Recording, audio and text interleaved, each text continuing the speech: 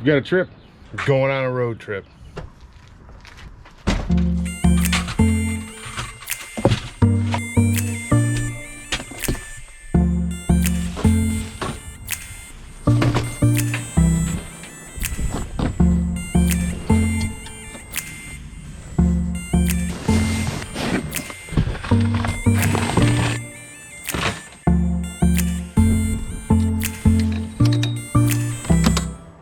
Minutes behind schedule, but I built in 7 hours, so I think we're good. We can go to the bar.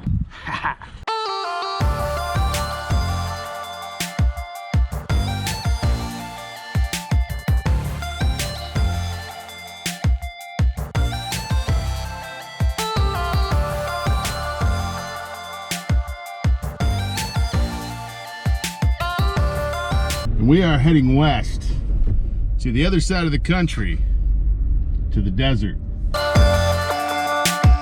Illinois.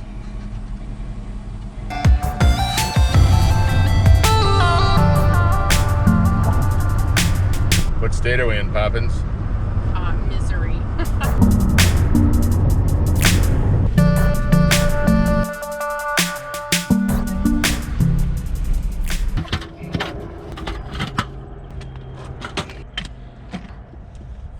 You're done?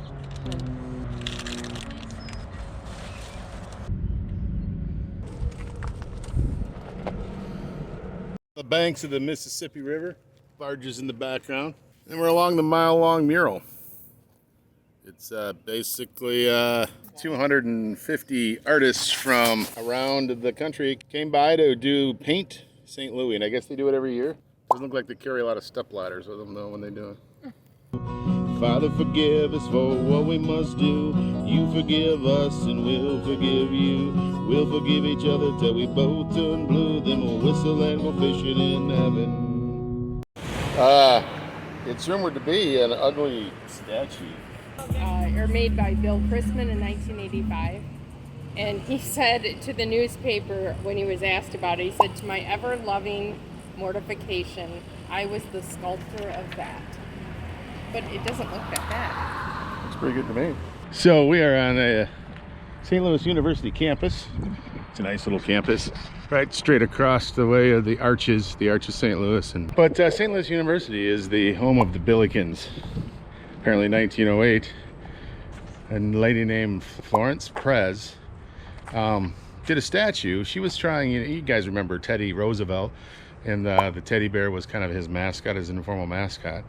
Well, William Taft came next, and this lady thought she'd do a sculpture that would be similar to that, and she called it a Billiken.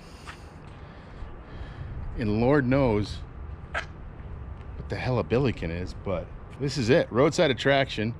Apparently everyone kind of mocked it and no one wanted anything to do with it. So until the university, or the St. Louis University, took it as their mascot. The football coach. The football coach, and they called him as I don't know, but apparently you can rub it for good luck, according to legend. So he looks a little pissed. Oklahoma. We're in Stroud, Oklahoma, along Route 66, and we are at the Rock Cafe. Proprietor named Wendy apparently is the basis for Sally the Attorney car and the movie Cars. And the movie Cars was about a bunch of cars trying to survive after the reroute of Route 66 to a freeway. A little piece of Americana history here. But based on our travel luck, of course, it's Monday, it's closed. So we're still in Stroud. We got to get some paint because Marf wants to do some graffiti work. So we're gonna go to the hardware store, Act Casual.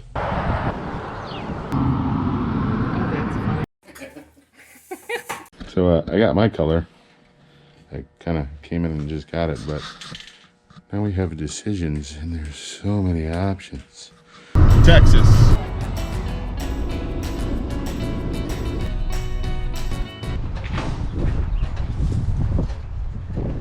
Conway, Texas. It's a ghost town now. We visited the Slug Bug Ranch that was abandoned in 2003 when the Love's Travel Plaza moved in. Everybody coming around disturbing my place here. In 2002, the Crutchfield family started the Slug Bug concept as a last-ditch effort to save the business they started in 1967. It was once a gas station, trading post, and ranch. In 2003, they could no longer compete with the plazas, so they sold out and moved away. I hope to a better place. Unfortunately, it's a common story along the now-defunct Route 66. The Slug Bug Ranch was modeled after the Cadillac Ranch, just down the road in Amarillo. In 1974, a collection of art hippies joined Texas billionaire Stanley Marsh III to bury 10 caddies with their tails in the air. These caddies represent the quintessential American roadside icon. At the Cadillac Ranch, you are welcome to express your hopes and dreams, art or commerce, or even your fame and folly on these relics with a spray paint can. And just like so many of our dreams, it'll be gone when the next roadside dreamer stops by to cover your aspirations with their own. New Mexico.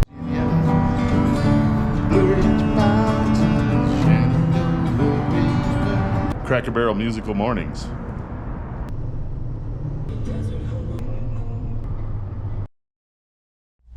Arizona. Two Guns, Arizona is a ghost town just off Interstate 40, and it has a violent past. In 1878, 42 Apache were burned in a cave by Navajo to avenge a raid on their village. We're in Two Guns, Arizona. We just got back in the garage to get some service done. A longtime landlord was murdered by an unstable tenant who was acquitted. A short distance to the north was the town of Canyon Diablo, once considered the most violent place in America. It once had a service station, trading post, weird zoo, cottages, and a campground with a pool. The sand-covered remains of Route 66 are still drivable, even the old single-lane bridge over Canyon Diablo. Now go away, you American pig dog, or I will taunt you a second time. The violent history of Two Guns has been called into question recently, but I'm just a visitor passing through, so I'm going to stick with the more exciting, dramatic past.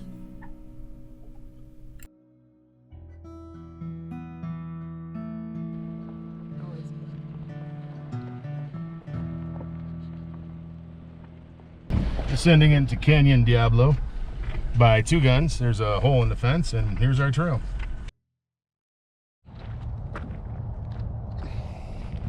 The Apache Death Cave. Oral traditions say something terrible happened here. So that's your marker to get down to it.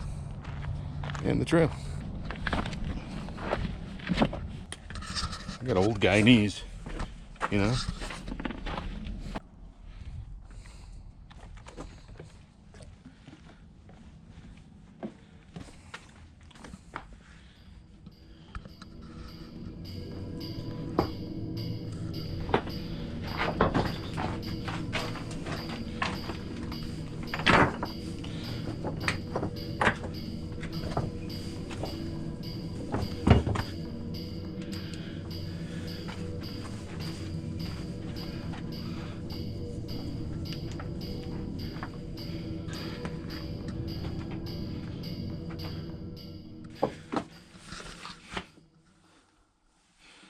So oral tradition has it that a group of 40 Apache raided a Navajo village, and they kidnapped 3 women, killed a few people. So the Navajo went in pursuit of the Apache as they rode out across the desert. And then they chased them and lost them, couldn't find them, tracked them to this area, but then they saw smoke coming out of the ground, to which they knew that they were hiding in this cave. So they kept them in the cave. They would shoot anybody that tried to escape. They piled up brush and flammable material at the entrance, apparently. And as the story goes, the Apache lit the sagebrush and fed the fire for hours. The smoke accumulated in the cave. The Apache used all of their water in an attempt to put the fire out. In desperation, they slaughtered their horses and used their blood in a feeble attempt to douse the fire. Then they piled the bodies of their ponies at the entrance to block the fire and smoke. And any Apache that tried to escape were picked off by Navajo sharpshooters. Without hope of escape, the Apache sang their mournful death chant and perished. 42 Apache are said to have perished along with 3 Navajo hostages. And the story gets even darker. The proprietor of the Two Gun Zoo was said to have removed the Apache skulls and remains and sold them to passing tourists. And if you're bristling at the dark horrors performed by the hands of fellow humans, well, take hope. It appears that the violent history of this cave in Diablo Canyon may have been fiction penned by a man named Gladwell Grady Richardson in his 1968 book, Two Guns, Arizona. Our next couple of days were spent visiting friends in Arizona. We'll pick our adventure back up as we travel to the secluded Uranium Springs for a unique gathering to continue building the end of days camp in the Arizona high desert. The history surrounding Route 66 is a dense history that spans a good portion of America. Stay tuned for Poppins articles about this great route across America. They'll be on restless-viking.com. We'll catch back up in a couple days.